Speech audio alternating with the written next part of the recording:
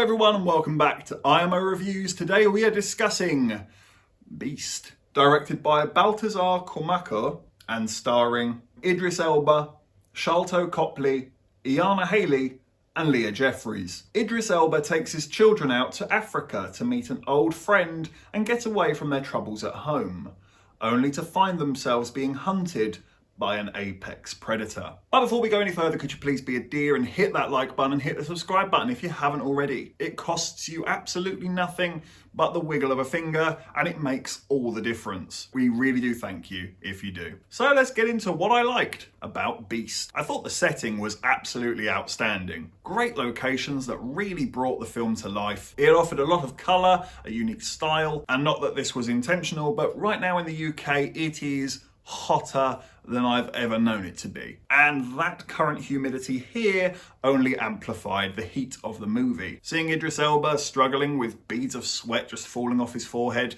yeah, I kind of felt it too, because damn, it's hot over here as well. It's completely unintentional, but it really did help bring the movie to life. And the film is very competently made. Adding to those settings that they chose, they filmed them fantastically. I thought they did a great job of spreading them out and showing the audience where they are. I really did get a sense of understanding of, oh, if I go left, I'm going to find myself over by the river, and if I go right, I'm going to go up onto the cliffs. And there is one small detail that I really did like about the movie, but it does also lead me into the cons. What I liked is that when the movie wrote itself into a corner, it didn't panic and do something insane to get out of that position. Its resolution is somewhat formulaic, but it worked, and it feels like a natural and logical progression to the story. It's that old writing rule that you would have heard a million times before. This happens, which then causes this to happen, which in turn causes this to happen, is good writing. This happens, then this happens, then this happens, then this happens,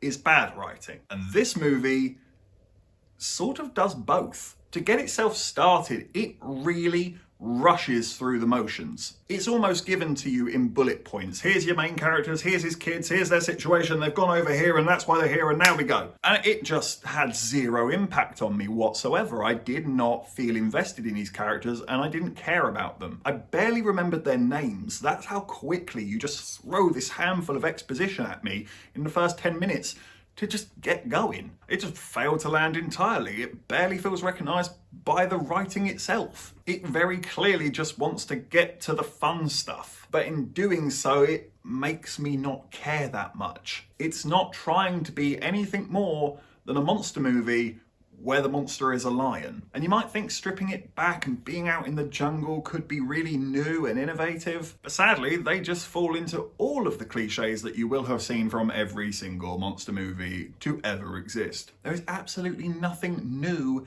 to offer here. You've definitely seen this movie played out 100 times before. The dialogue is appalling, the characters' behaviours is just flat out stupid. On more than one occasion, a character, particularly one of the daughters, just seems to exist to do dumb things and put the family in danger. And on more than one occasion, I found myself thinking, don't do that. What are you doing? Stop. But that's her character.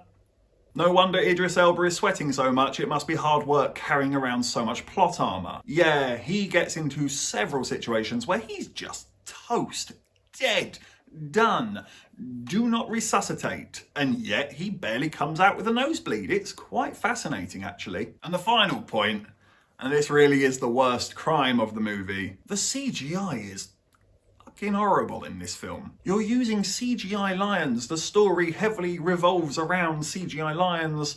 Perhaps you should check and make sure that you can do a convincing CGI lion before you make that the crux of your plot. Because I didn't believe for a millisecond a single one of those lions were real or offered any actual threat to anyone. So I'm going to give Beast a 3 out of 10. It's just flat out forgettable. And no, I haven't gone into the movie with the wrong mindset.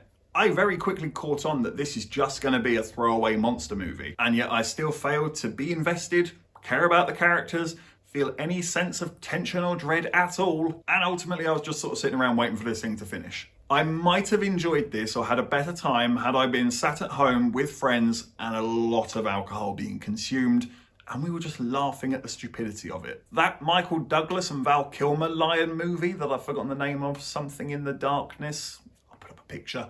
That movie, 10 times better. Thank you for watching this review. Please be sure to hit that like button and hit the subscribe button if you haven't already.